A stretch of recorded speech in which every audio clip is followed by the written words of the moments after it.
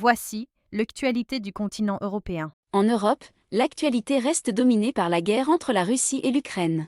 Le Kremlin affirme que la position russe sur les conditions d'un accord de paix avec l'Ukraine n'a pas changé depuis 2024. Reuters rapporte également une pression militaire russe accrue autour de la « ceinture fortifiée » ukrainienne, dans l'est de l'Ukraine.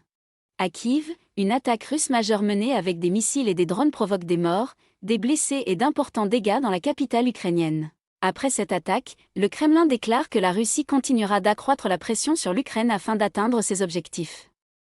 Le porte-parole Dmitri Peskov défend cette position après la frappe. Kiev observe ensuite une journée de deuil après l'attaque russe la plus meurtrière de l'année contre la capitale ukrainienne.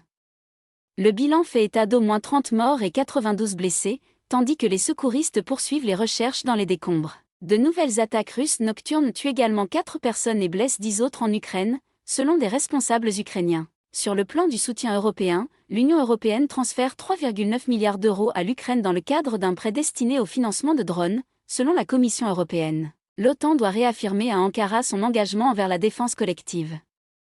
Le texte évoque également un soutien militaire à l'Ukraine et la Russie comme menace persistante pour la sécurité euro-atlantique.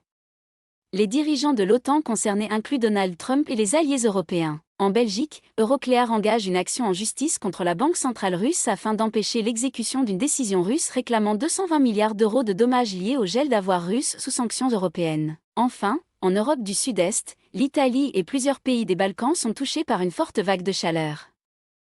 Des alertes rouges sont signalées en Italie, tandis que des incendies sont rapportés en Croatie. En Allemagne, l'AfD a tenu son congrès annuel à Erfurt.